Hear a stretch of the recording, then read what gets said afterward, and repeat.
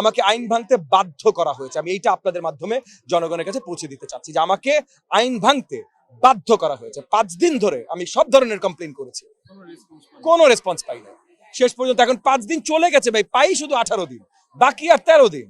এখন আমি কি করবো? আমি আজকে অর্ডার দিয়েছি, কালকে থেকে হয়তো আমারও ব্যানার লেগে দেবে।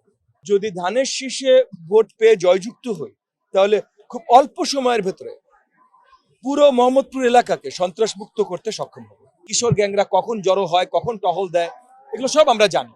তো সরকারি দায়িত্বে ওই ক্ষমতাটা যখন আমাদের কাছে থাকবে, তখন ওই জায়গাগুলোতে আমরা একদম ক্লিন সুইপ করব। সো ইনশাআল্লাহ আমি আশাবাদী যে আমরা যদি ধানের শীষে ভোট পেয়ে জয়যুক্ত হই, তাহলে খুব অল্প সময়ের ভেতরে পুরো মোহাম্মদপুর এলাকাকে সন্ত্রাস মুক্ত করতে সক্ষম হবে। না, কোনো শঙ্কা বোধ করছি না।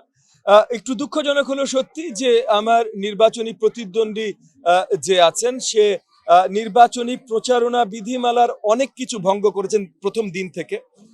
5 দিন ধরে মানে পিভিসি দিয়ে বিশাল বিশাল কালার ব্যানার বানিয়েছেন। 5 দিন ধরে এগুলো নিয়ে কমপ্লেন করার পর যখন আমরা কোনো সাড়া পাইনি, এবং নির্বাচন বা এটা কম্পিটিশন, আমার জিততে হবে, সো যখন কোনো সাড়া পাইনি তখন আমরা এই জিনিসটা করা শুরু করে দিয়েছি। আর কিছু করার নাই। আমরা 5 দিন ধরে লিখিত, ফোনে, মানে লোক পাঠিয়ে আমরা ইসির কাছে কমপ্লেন করেছি, কোনোভাবে ইসি কমপ্লেন শুনছে না। এখন ভোটারদের কাছে তো আমি পৌঁছাইতে পারি না ভাই যে কে কমপ্লেন শুনছে কে কমপ্লেন শুনছে না। ভোটাররা দেখবে উনার ব্যানার বড়, ইনার ব্যানার ছোট, তাইলে ইনার ক্ষমতা বেশি, ইনার ক্ষমতা কম।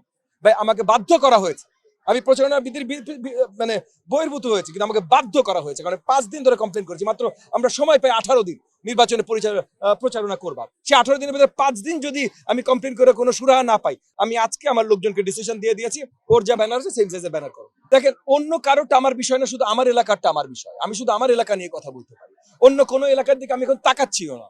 আমার কাছে এখন বিশ্ব রাজনীতি ম্যাটার করে না, আমার কাছে এখন জাতীয় রাজনীতি ম্যাটার করে না। আমরা জাতীয় রাজনীতিবিদ হইতে পারি, কিন্তু এখন ফেব্রুয়ারি 12 তারিখ পর্যন্ত আমার কাছে পুরা বিশ্ব হলো মোহাম্মদপুর, আদাবর, শের বাংলা নগর।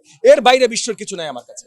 সো 12 তারিখ পর্যন্ত আমি শুধু এইটাই দেখবো, এবং এইটা আমি পরিষ্কার দেখেছি প্রথম 5 দিন একদম মানে কোনো ধরনের লিমিট না রেখে প্রচারণা বিধিমালা সবকিছু লঙ্ঘন করেছে আমার প্রতিপক্ষ। তো সে লঙ্ঘন করে 5 দিন ধরে আমি কমপ্লেন করেছি ভাই, আমি সবুর মেনেছি, কিন্তু যখন কেউ কথা শুনে নাই, কোনোভাবে কথা শুনাইতে পারিনি, তখন আমি এখন না, ইসির যেটা হয়েছে, এবং এটা আমি আমার প্রতিপক্ষের আসলে দোষ দিই না, দোষ হলো মেইনলি ইসির। যদিও প্রতিপক্ষের দোষ, আইন ভেঙেছে ভাই, আইন বানানো হয়েছে। ইদার তুমি প্রথমে বলো তুমি মানবা না, আর নাইলে তুমি প্রথমেই মানা শুরু করো, যেটা আমি শুরু করেছি, আমি পুরো 5 দিন মেনেছি। তো ইসি যেটা হয়েছে ভাই, তুমি যদি আইন বানাবা, তাহলে ইদার আমার মতো ভদ্রলোক মানবে, বা আমার অপোনেন্টের মতো যারা ভদ্র না তারা মানবে না। এখন তুমি যদি শক্ত মেজার্স না নাও মানানোর, তাহলে তো ভাই অভদ্ররাই জয়ী হয়ে আসবে। তো তখন ভাই ভদ্রলোক আর ভদ্র থাকতে পারবে না। আমাকে আইন ভাঙতে বাধ্য করা হয়েছে। আমি এইটা আপনাদের মাধ্যমে জনগণের কাছে পৌঁছে দিতে চাচ্ছি যে আমাকে আইন ভাঙতে বাধ্য করা হয়েছে। 5 দিন ধরে আমি সব ধরনের কমপ্লেন করেছি, কোনো রেসপন্স পাই না শেষ পর্যন্ত। এখন 5 দিন চলে গেছে ভাই,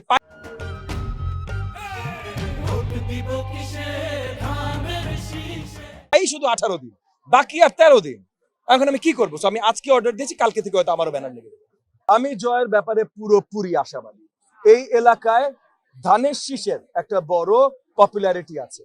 এই এলাকায় গত 3 মাসে, স্পেশালি গত 5-6 দিন আমি যা দেখছি, জনগণ আমাকে খুব সহজে আপন করে নিয়েছে। তো সেই হিসেবে বলবো, শুনতে যেমনই শোনা, আমার একটা বিশাল পপুলারিটি আছে। এবং এই এলাকার জনগণ, তারা মধ্যমপন্থী গণতান্ত্রিক চিন্তাধারার জনগণ। এই এলাকার জনগণ চায় না যে এই নির্বাচনে ভোট দেওয়ার পর এইটাই তাদের শেষ নির্বাচন হবে, আর জীবনে ভোটের অধিকার তাদের থাকবে না, এটা তারা চায় না। সো সবকিছু মিলিয়ে আমি কোনো কারণ দেখছি না প্রতিটা ভোট ধানের শীষে পড়বে ইনশাআল্লাহ।